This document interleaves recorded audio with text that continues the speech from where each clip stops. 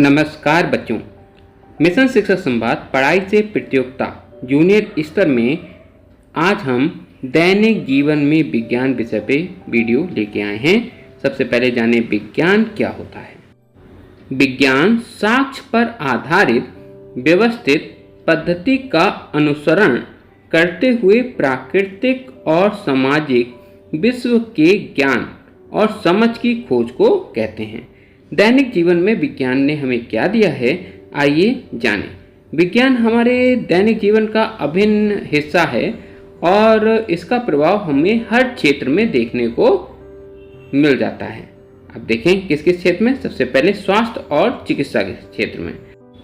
पहले जहां नाड़ी देख के रोग का पता लगाया जाता था और जड़ी बूटियों से इलाज होता था, लेकिन आज हमारे पास एक्सरे, एमआरआई, अल्ट्रासाउंड ऐसे उपकरण हैं जिससे हमें बीमारी का जल्दी पता चल जाता है और उसके निदान के लिए हमारे पास आधुनिक दवाइयाँ भी उपलब्ध हैं जिनसे अतिशीघ्र हमें स्वास्थ्य लाभ प्राप्त होता है।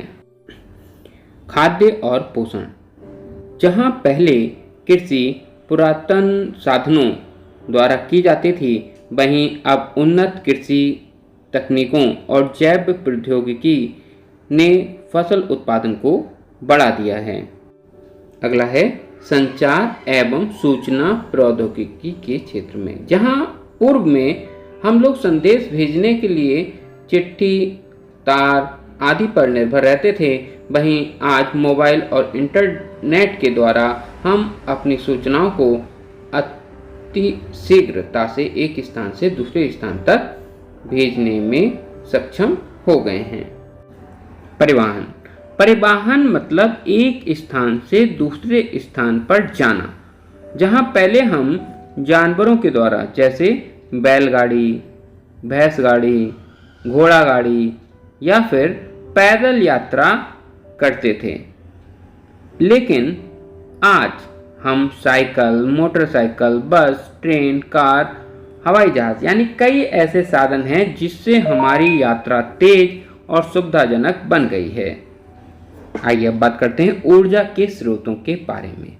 पहले हम लोग ऊर्जा के स्रोत के रूप में कोयला, लकड़ी, पेट्रोल और गैस सिलेंडर इन चीज़ों का प्रयोग करते थे, लेकिन अब हम लोग नवीकरणीय ऊर्जा के स्रोतों का प्रयोग करने लगे हैं, जिसमें सौर ऊर्जा, पवन ऊर्जा, जल ऊर्जा ऐसे वैकल्पिक ऊर्जा स्रोत हमारे पास हैं। घरेलू उपकरणों में आज हम लोग fridge, cooler, AC, TV, oven और नाना प्रकार के ऐसे यंत्र आ गए हैं जो हमारे जीवन को बहुत ही सरल बना रहे हैं। आइए उन वैज्ञानिकों के बारे में जानें जिनके कारण यह उपलब्धियां हमें प्राप्त हुई हैं। भारतीय वैज्ञानिक। पहला नाम है जगदीश चंद्र बोस का, जिन्होंने पौधे की संवेदनशीलता के बारे में बताया। फिर सर सीवी रमन, इन्होंने प्रकाश का प्रकीर्णन, जिसको हम रमन प्रभाव के रूप में जानते हैं, दिया था। एस रामानुजम, ये एक गणितज्ञ थे जिन्होंने संख्या सिद्धांत हमें दिया था। और अगला नाम है एस.एन. बोस का, जिन्होंने क्वांटम मैकेनिज्म में काम किया और हमें गॉड पार्टिकल दिया था। अगला नाम है मेघनाथ साहा का, जिन्होंने तापीय आयनीकरण पर काम किया और साहा समीकरण दी थी। अगला नाम है टी.आर. शेषाद्री का, जिन्होंने ऑर्गेनिक केमिस्ट्री में काम किया और औषधीय विज्ञान में भारत का मान बढ़ाया था। अगला नाम है होमी जहांगीर भाभा, जिन्होंने परमाणु और कास्मिक विकिरण पर अभूतपूर्व कार्य किया और भारत को इस क्षेत्र में अग्रणीय बना दिया। अगला नाम है विक्रम साराभाई, जिन्होंने अंतरिक्ष अनुसंधान में अभूतपूर्व कार्य किया, इसरो की स्थापना की। और अगला नाम डॉक्टर एपीजे अब्दुल कलाम, जिन्हें हम मिसाइल मैन के नाम से भी जानते हैं, प्रक्षेपण शस्त्र में इन्होंने अभूतपूर्व कार्य किया था। इन्होंने कई मिसाइलों का निर्माण किया। अग्नि, पृथ्वी इनमें से मुख्य हैं। आगे चल के ये हमारे देश के राष्ट्रपति भी बने थे। इनके अभूतपूर्व कार्य से हमारी रक्षा प्रणाली बहुत मजबूत हुई। अगला नाम है डॉक्टर कस्तूरी रंगन। इन्होंने भी प्रक्षेपण शास्त्र में बहुत ही अभूतपूर्व कार्य किया। अगला नाम है डॉक्टर हरगोविंद खुराना।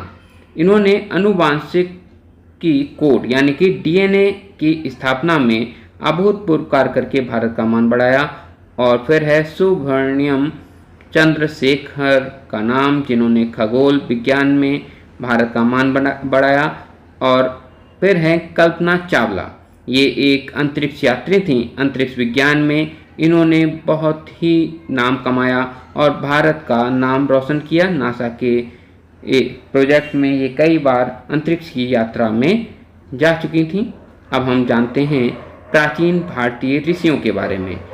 प्रथम ऋषि चरक, जिन्होंने चरक संहिता लिखी। आयुर्वेदिक चिकित्सा के ये जनक माने जाते हैं। अगला नाम है ऋषि सुषुप्त का, जो कि शल्य चिकित्सा के जनक माने जाते हैं। इन्होंने सुषुप्त संहिता लिखी है। इसी क्रम में अगले ऋषि हैं आर्यभट्ट, जिन्होंने पाई का मान की खोज की थी और शून्य की भी खोज इन्हीं के द्वारा की गई थी। अगले ऋषि हैं श्रीधराचार्य जी। श्रीधराचार्य जी ने गणित के क्षेत्र में बहुत अभूतपूर्व कार्य किया है और वर्ग समीकरण का हल देने वाले प्रथम गणितज्ञ और शून्य की व्याख्या करने वाले बने। ये हमारे ऋषि थे जिन्होंने विज्ञान के क्षेत्र में कार्य किया। बच्चों धन्यवाद। फिर मिलेंगे एक अन्य वीडियो के साथ।